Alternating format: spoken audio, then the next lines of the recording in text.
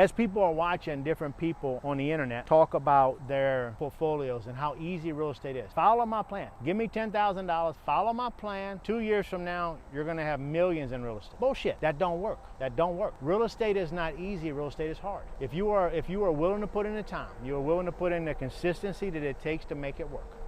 You're willing to give up your weekends, you're willing to give up your nights, you're willing to give up the time you got to do to go look for good deals on stuff, good pricing on light fixtures, good pricing on this, good pricing on that.